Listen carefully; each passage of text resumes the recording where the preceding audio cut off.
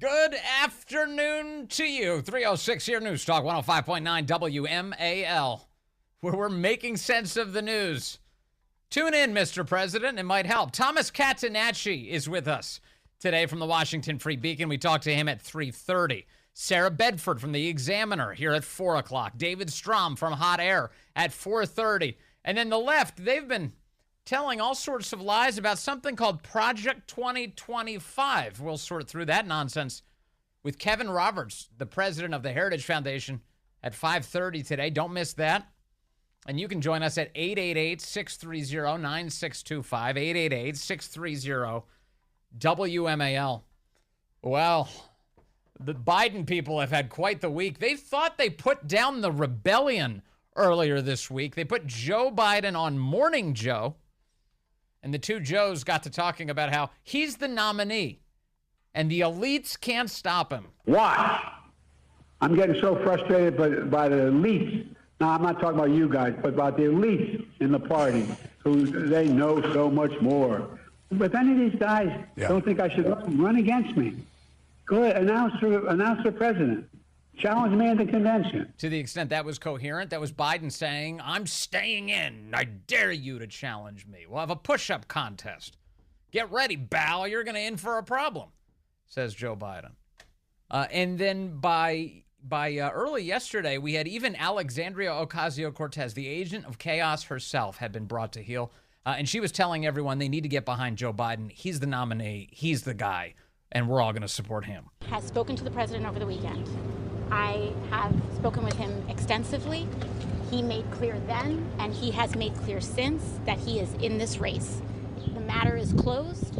He had reiterated that this morning. He has reiterated that to the public. Joe Biden is our nominee. Yeah, it's AOC saying, oh, he's the guy. The matter, as you just heard her say, is closed. It's over. He's reiterated that he is our nominee. So it should be a settled matter now, shouldn't it?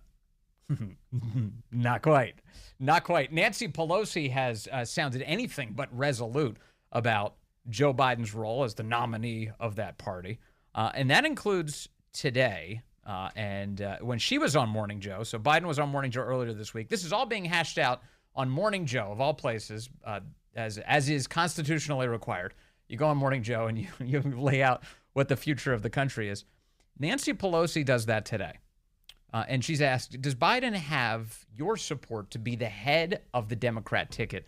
And listen to her squirrely little answer. Does he have your support to be the head of the Democratic ticket? As long as the president it's up to the president to decide if he is going to decide. It's up to the president to decide, she says, over her failing dentures, that whether or not he's going to stay in this race. And note, of course, that he has decided. Remember, at the beginning of the week, he said, I'm in this thing. By the beginning of the week, he had sent a letter to congressional Democrats saying, I'm staying in. I've heard all your concerns. I appreciate your heartfelt concern, but I'm staying in this race. I'm the guy. So Nancy Pelosi, now Wednesday of the very same week, says, Joe Biden has to make a decision here. It's up to the president to decide if he is going to run. We're all encouraging him to make that decision. Not to run, not to stay at the top of the ticket, but instead to, quote, make that decision. Because time is running short. I think overwhelming support of the caucus, it's not for me to say, I'm not the head of the caucus anymore, but he's beloved, he is respected, and people want him to make that decision, not me. He has said he has made the decision. He has said firmly this week he is going to run. Do you want him to run? Did he say she? Can anybody speak? Listen. Not me. He has said he has made the decision. He has said firmly this week he is going to run. What is even happening? Can any of these Democrats? Do you want him to run? I want him to do whatever he decides to do. And that's the way it is. Whatever he decides, we go with. Whatever he decides to do, that's what I want him to do. What? Okay, so you want him to decide to be the nominee? No, I didn't say that. Oh, man. Rachel Scott is a reporter for ABC soon after Pelosi did that stunt on MSNBC. And the New York Times came out with some headlines indicating that Pelosi seemed to be suggesting that, I guess Biden should contemplate getting out of this race. Pelosi is now trying to walk it back a bit. No. That's not what I was saying. I just wanted him to secede. What? Rachel Scott chasing Pelosi in the hallway of Congress. Really convey to President Biden what you said this morning. I'm not having a conversation with you or anybody else about what I talked to the president about. With all due respect. Do you believe? I'm not going to talk to you or anybody else here in the hallway about this. What? What are you talking about? How hard is this? If Joe Biden was ahead in the polls, and Rachel Scott went to Pelosi and said, "Hey, should Joe Biden drop out of this race?" What would Nancy Pelosi say to her? What would she say? She'd be like, "Oh, that's ridiculous. Of course he should stay in. He's our nominee. He's going to win. He's going to beat Trump, and it's going to be great." Right? It'd be the easiest thing in the world. But here she is now saying, "I can't answer this question in the hallway talking to you, and I'm not going to tell you anything." I never do. So it's nothing new. I understand, Madam Speaker. Do you believe that him waiting so long to make this decision could harm the I'm not party? going to be making any comments in the hallway about the fate of our nation. Okay? Are you concerned whether or not he can win in November? I think he can. Do you believe he should run for re-election? I'm not speaking English to you. I'm not going to be making any statements. Am I speaking English to you? She says to ABC's Rachel Scott. She says, "Am I speaking English to you?" Not exactly, but I think I can understand. About any of that right now in the hallway. Any of that right now in the hallway. Okay, so she indicated, she's like, "Look, I'm not in charge of the Democrats. I'm just a little old former speaker." What do they call her? The Speaker Emerita? This is when she goes on all these lefty outlets. The Speaker Emerita joins us. Will you stop it with this ridiculousness? Just say Pelosi. Pelosi's here again. Pelosi. She's not the only one. The head of the Democrats, the head of the caucus, is Pete Aguilar, Congressman Pete Aguilar, and he was saying yesterday that, well, for now, Biden's the nominee. And we're unified that Donald Trump cannot win, and we're unified that Hakeem Jeffries needs to be speaker to help the American public. Like it's more about Trump and not so much about Biden. Isn't that the issue here? That you guys are talking consistently about former President Trump and not advocating for President Biden, saying he's the guy who has to beat Donald Trump. Right now, President Biden is the nominee, and we support the Democratic nominee. Right now, at least at this very moment, anything could change second by second, but at this very moment, he's the nominee, and we're so supportive of him just at this very moment right now. Okay, what does that tell you? Pramila Jayapal, who earlier this week was telling Democrats to shut up about all of this in public, stop talking about it in front of the American people, is now saying that she supports Biden until he's not the nominee anymore. Are you fully behind the president? I am fully behind him as our nominee until he's not our nominee. So as I said, I have a close relationship with him. And when's that going to happen? Would you share that with us? A lot of great things together. There are serious concerns that have been raised, and I'm looking forward to our conversation with him. When is that? When is that happening? Yeah, when is that happening? I saw today, Biden is, the White House is supposed to have a meeting with the Senate tomorrow. Senate Democrats are going to meet with White House staffers tomorrow, and the White House staffers are going to try and make them feel better about all of this. Don't you worry, everything's totally fine. To which some of the Senate Democrats have already been apparently responding, if you're not sending Joe Biden himself, why would this give us confidence? Why, if you're sending people to represent him to say, look, he's not here, but trust us. When we see him, he's doing great. Why would we trust you? Why would we trust you? In fact, it seems like you're trying to pull the wool over our eyes. Of course, let's not kid ourselves. These Democrats, all across the board, they knew about his limitations. It was like a big talking point during the 2020 primary.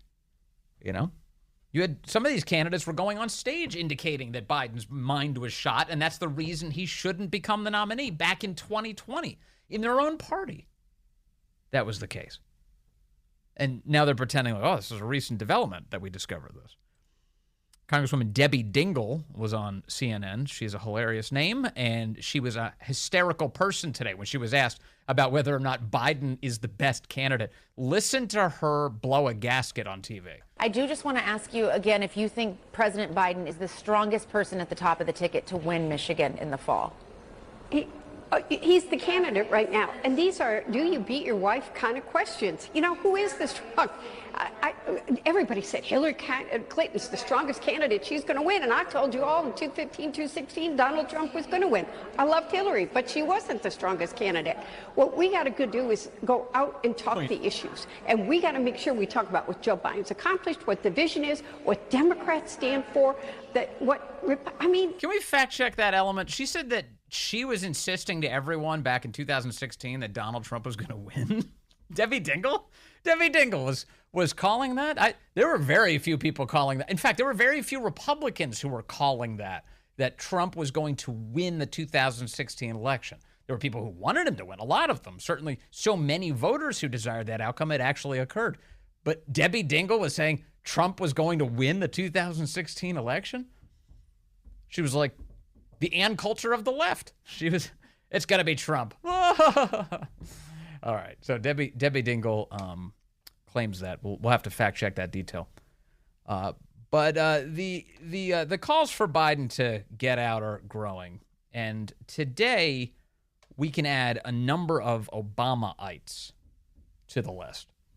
The biggest of all, perhaps, Obama's close friend George Clooney has written an op-ed today for the New York Times calling on Joe Biden to get out of the race. Now, this is, I was asking friends earlier, I think that we all know the answer to this question. I don't think this is a hard one. Who do you think Barack Obama is closer to? If you were to ask him, who are you better friends with, George Clooney or Joe Biden? What would the answer to that be? It's George Clooney, obviously, or at least Obama would definitely say that. I mean, Clooney is richer. Clooney has cooler homes. He has villas in Italy. They get to hang out on boats together. It's way cooler. He gets to be with the Hollywood people, A-listers. He gets to hang out with them. That's so much cooler than stinky old Joe Biden. Ugh. You got to spend time with him in his house in Delaware, and he's talking about his favorite bike rides and how he's making money with his son by selling the rest of us out. Like, how fun would that be? Boring. You're not spending time with Joe. You're spending time with Clooney. Clooney, my boy Clooney. They don't even call him George. They call him Clooney. Everyone just calls him Clooney around there.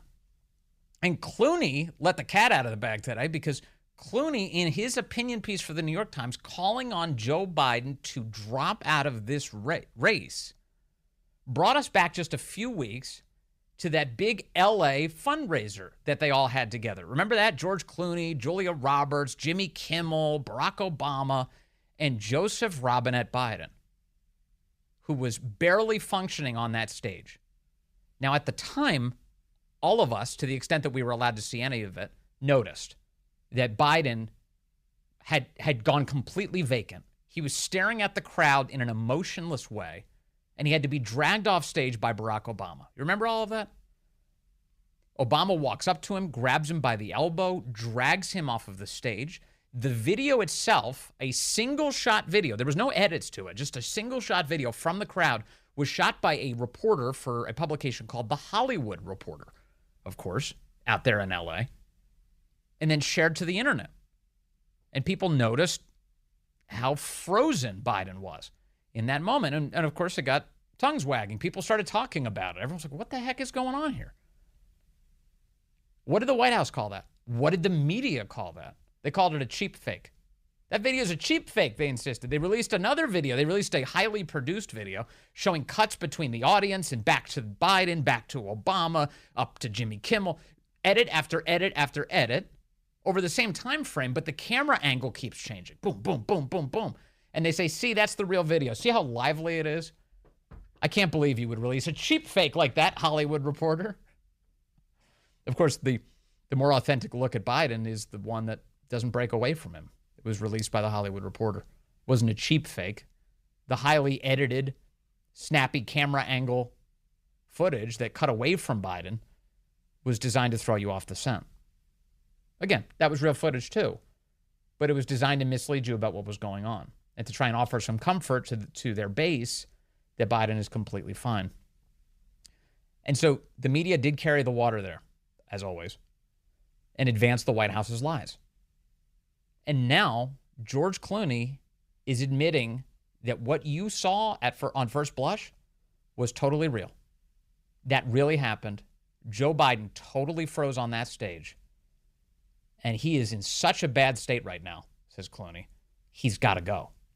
More on that in just a moment, and more on all of these Obama people who are now coming out of the woodwork because apparently they got the signal. I guess 44 came out and said, it's time. You know, I see George Clooney comes out and he says, it's time for Joe Biden to go. Honestly, my first reaction, and I tweeted it out too, was, oh, well, you know, I'm going to withhold judgment until the rest of the cast of Ocean's 11 weighs in. I'm not sure where I am on this. Who cares what George Clooney thinks? But George Clooney is a massive Democrat fundraiser. He raised about $30 million for Joe just a few short weeks ago. That was back when they were pretending he was of sound mind. But Clooney writes today he definitely was not at that fundraiser. He said, last month I co-hosted the single largest fundraiser supporting any Democratic candidate ever for President Biden's reelection. He goes on to say, he says all of this only to express how much I believe in this process and how profound I think this moment is. He says he loves Joe Biden. He thinks he's a man of morals. He thinks he's a man of character. I'm sorry. I'm having trouble getting past that part. And then he talks about the way he was. He said the Joe Biden I was with 3 weeks ago at that fundraiser was not the Joe big effing deal Biden of 2010.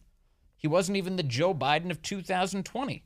He was the same man that we all witnessed at the debate, admits George Clooney. Was he tired? Yes. A cold? Maybe. But our party leaders need to stop telling us that 51 million people didn't see what we just saw.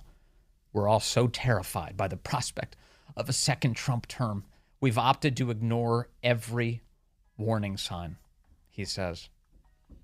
He says Democrats are collectively holding their breath or turning down their volume when they see the president, whom we respect, walk off Air Force One or walk back to a mic to answer an unscripted question. He thinks it's time for Joe to go. And George Clooney doesn't write that piece unless he gets the blessing from Obama. You know that's true. There's no way that piece went live without Obama giving him the go-ahead. And he's not the only one from Obamaworld. There's more, and I'm sharing that with you next here on the Vince Coglianese Show. Hey, good afternoon to you.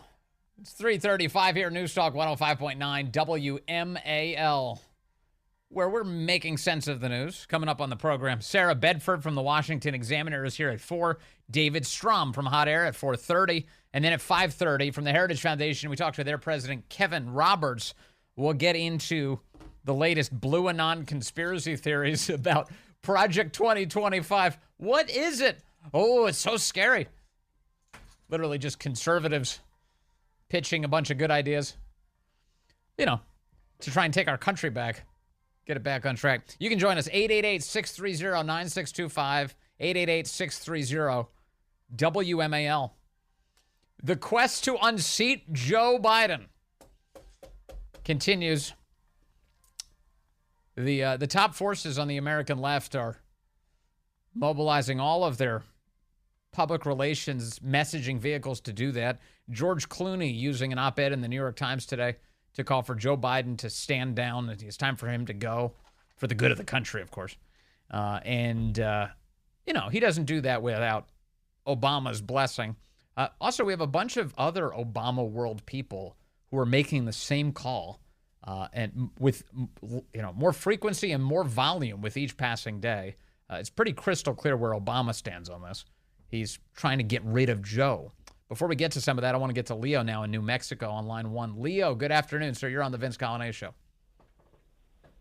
Hey, Vince. Thank you. Yeah, I'm out exploring states. I got to get out of Colorado because they're not retiree friendly. But yeah, these guys need to just shut their pie holes, let him hang on and linger on as long as humanly possible, because it's going to be beneficial to the American people in the end, because they're not going to be able to get a viable candidate. And Corey and I were discussing it, and I thought I heard it on your show that they can't transfer any money to a new candidate except for Kamala.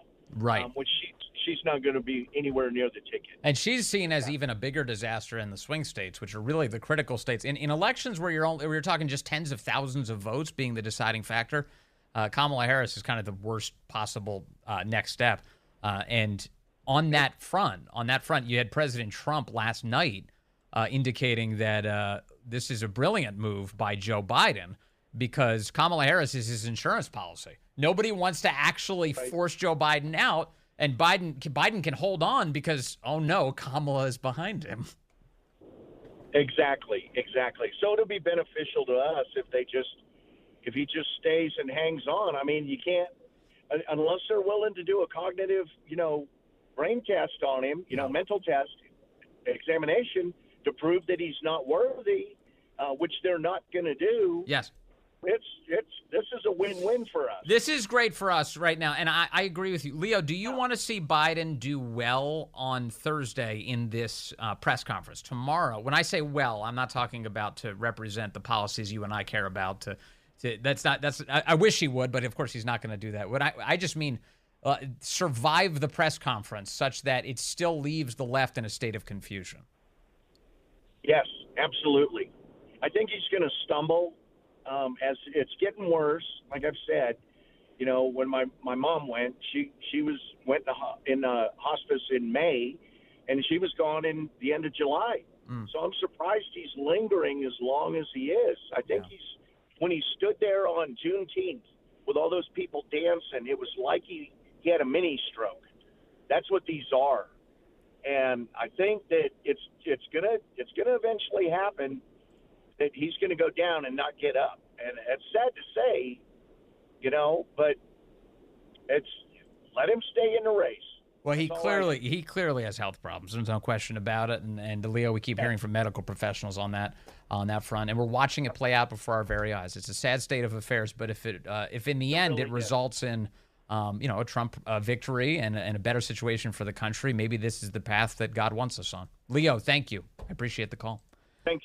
All right, let's. I want to actually those comments from President Trump last night. He was in Doral, and rather than have you hear Trump directly, I'm going to have CNN's Kristen Holmes reads the quote out over the air to an unamused Anderson Cooper. Listen to this. I want to read to you exactly what he said because he just said it moments ago, so we haven't been able to cut that sound yet. But he says, whatever else can be said about crooked Joe Biden, you have to give him credit for one brilliant decision. Picking Kamala Harris as his vice president was the greatest insurance policy of all time. If Joe had picked someone even halfway competent, they would have bounced him from his office years ago. She just reads Anderson Cooper. Not impressed at all. But that was, another dose of truth delivered in a hilarious format from President Trump by way of CNN. Okay, so we do have Obama people who are all trying to get rid of Joe pretty aggressively now. Over on CNN today, David Axelrod, longtime Obama political strategist, as well as John Favreau, the former chief speechwriter for President Barack Obama, were on. They were reacting to this George Clooney letter coming out today in the New York Times, the op-ed where Clooney calls for Joe Biden to leave, to resign. And here's what that sounded like over on CNN today. What do you think about that argument? Axelrod first. Look, I think there's merit to it. Sometimes this is all a matter of risk assessment. There's risk associated with everything. The question is whether the risk of the status quo eclipses the risk of trying something else. And I think we've reached the point where many have come to that conclusion. But the thing about the piece, Dana, that I thought was particularly impactful was Clooney, who just hosted a major fundraiser for the president a few weeks ago in California, said you can't win the battle against time. None of us can. It's devastating to say, but Joe Biden I was with 3 weeks ago, the fundraiser was not the Joe Biden of 2010. He wasn't even the Joe Biden of 2020. He was the same man we all witnessed at the debate. That is devastating. That's devastating. Yeah, and that's and it's what people fear. Yeah, and I mean, it's so funny. Isn't it funny? It was just a couple weeks ago. CNN was lying about all this. All these networks were carrying the White House's talking point, their water.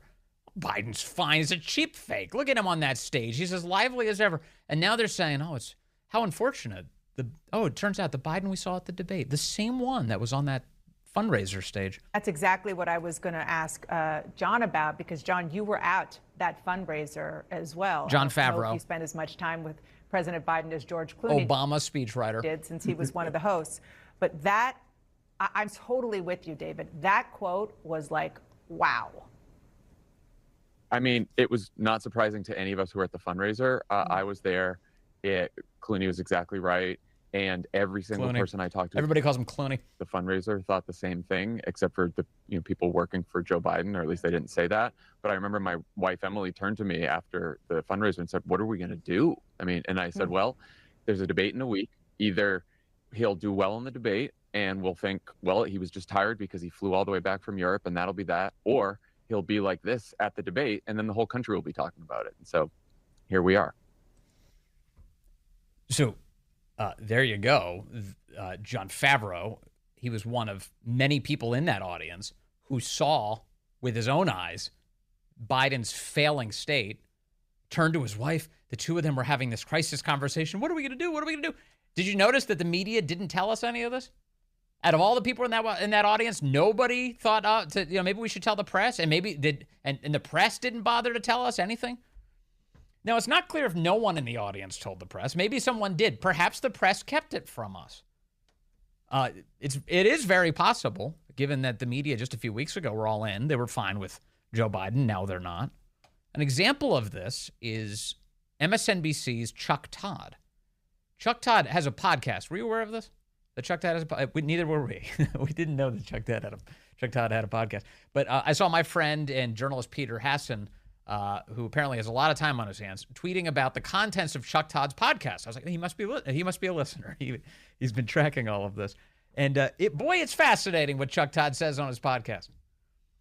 What does he say? Well, here's one. He told his guest that he had a conversation with a Biden cabinet secretary 2 years ago,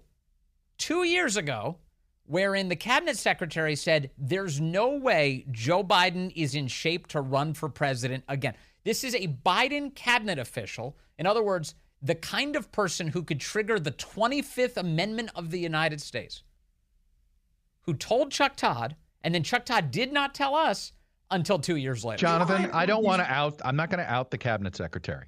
Right. But I had a cabinet secretary 2 years ago. 2 years ago. Right. Okay. 2 years ago. All out of the blue, ask me, do you really think he can't run again like this? And I said, well, you have more interaction with him than I do. And they said, I don't have a lot of interaction with him. This is a pretty senior cabinet secretary. So, and this was 2 years ago. This is one of those, it's the classic open secrets, a non-versation, right? It's the story everybody knows and everybody was afraid to talk about. Now, I didn't know a cabinet secretary was saying that he's not fit to ever run for president again. No, I wasn't aware of that. I wasn't in on that non-versation. That wasn't, nobody told me. Nobody told the rest of us. They told Chuck Todd. So there's two possible scenarios here, just to give you a sense of the, quote, journalism behind this. One, that was an off-the-record conversation, meaning Chuck Todd should not have even told that story today. Off the record, meaning they had an agreement between the two of them that Chuck Todd would never relay that story. Here he is relaying it, violating the agreement. Or two, Chuck Todd knew about it, didn't want to share it for the political damage it was going to cause Biden, and is now sharing it because he thinks it's politically expedient to unseat Biden and replace him with a Democrat that has a better shot at winning. Either scenario, Chuck Todd's ethics are failing. This is a disaster. So Chuck Todd's saying on his podcast now, he feels like it's safe now. He can say this. 2 years ago, a top cabinet secretary told me Biden can't do this again. And I barely ever see the guy. They hide him even from me, and I'm a cabinet official, said the cabinet official.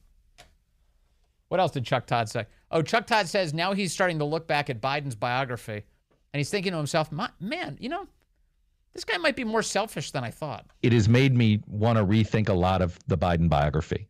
I still can't believe he ran for president in the first place, given that his family was in crisis in 2018. You look at what has happened. I can't believe he put his family through this.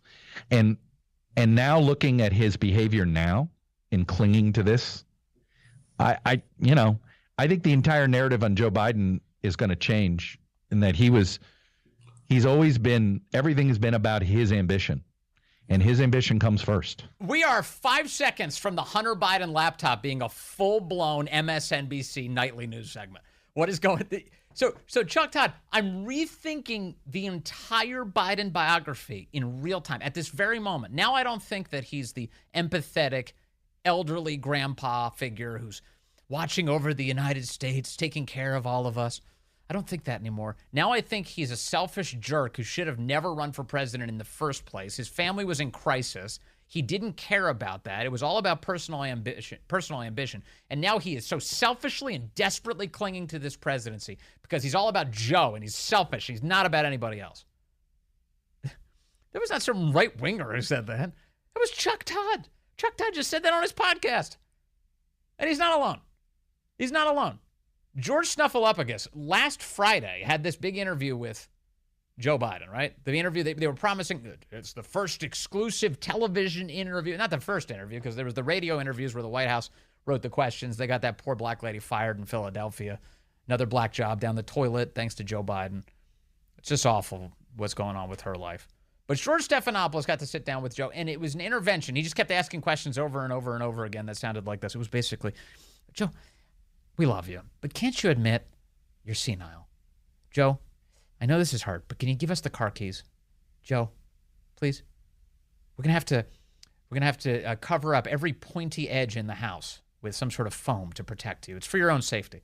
You know, that's what the whole tenor of the interview was. The whole 22 minutes or whatever that they did together. Well, George Stephanopoulos was approached on the street by a TMZ reporter who was in New York yesterday, and TMZ released the clip yesterday. And when the reporter goes up to him, asks him about what he thinks about Biden's future, Stephanopoulos says, I don't think he can actually serve another 4 years. Hey, excuse me. Hey, how you doing? What do you think? Do you think Biden should step down? You talked to him more than anybody else have lately, and you could be honest. You don't think he can serve 4 more years? All right. That's an answer. I don't think he can serve 4 more years, is the quote. A little muffled there, as the microphone was a little far from George's face, but that's what he said. I don't think he can serve another 4 years. And we got confirmation of that because ABC News and George Stephanopoulos have been trying to clean it up for some reason. George is, even as a reporter, I mean, you're entitled to your opinion. You can say, I don't think he's got another 4 years in him. We'll see. But George and ABC are running away from this. George saying via a spokesperson to Puck News' Dylan Byers, quote, earlier today I responded to a question from a passerby. I shouldn't have, said George. So he thinks the sin was answering honestly. That was, you're not allowed to do that. So he's retracting honesty. And then ABC News also came out, and then they distanced themselves from their own host. They said George expressed his own point of view and not the position of ABC News. It's a prediction. It's not even a position. It's just, I don't think he's going to last another 4 years, said George Stephanopoulos. So a little bit of honesty when the cameras are off, or at least when he thought they were. All right, more in a moment on as the networks are all going wild right now. They're trying to get Joe out too, and Chuck Todd, George Stephanopoulos. Up next, Brian Stelter, Mr. Potato Head himself. He's not getting paid by CNN anymore. He does it for free. He likes the abuse. Yeah, so George Stephanopoulos tells the truth on the streets of New York. Some random passerby, hey, you think Biden should drop out? He's like, I don't think he's going to last another 4 years. And now it's a big crisis at ABC. You're not supposed to tell the truth in public? That's not what we pay you for. Brian Stelter, for free on CNN, reacting to the George Stephanopoulos scandal. George Stephanopoulos, the ABC anchor who just interviewed President Biden last Friday in a really high-stakes interview, he was stopped by, it seems, TMZ and asked, you've talked to him more than anybody else. Should Biden step down? And then he said, I don't think he can serve 4 more years. That's pretty stunning. It is. Now, of course, George has come out and said, I shouldn't have said that. And ABC says, that's not the opinion of the network, just his opinion. But his opinion matters because he's the outsider that spent he's one of the outsiders, one of the few outsiders to have spent time with the president recently. What? I think, Abby. Why is that a rationale? Why would that be I don't know. I interviewed President Trump in person a bunch of times. It was an awesome privilege to do that. I wouldn't for in a million years be like, well, that makes me an expert on Donald Trump. I know everything about him. Yeah, no, I can tell you his opinion's really, it's different these days, and all of his habits have really changed. I could see the subtleties in the way his cognition has evolved. There's a lot of people who feel they've been conned. people who feel they've been fooled by this White House. And, you wonder about some journalists who feel that way as well. Well, you were part of it. What are you talking about? They think they were conned. It's just a constant scams. Marie, calling in from Bethesda, line 5. Marie, you're on the Vince Coglianese Show. Vince, thank you for the comedic relief. It is so hot out here. I just left the bus, left my dinner, my leftovers on the bus, and I'm walking uphill, and I hear you talking about Snuffleupagus and these comments. It's unbelievable. And I tell you, it just brings just a smile across my face. Hey, be careful out there.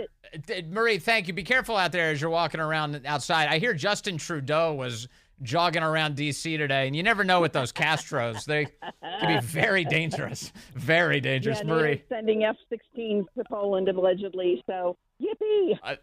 It's all too crazy. Thank you, Marie. I appreciate the call. Hey, coming up, Sarah Bedford from the Washington Examiner, David Strom from Hot Air, and more of your calls, no matter where you are in the world.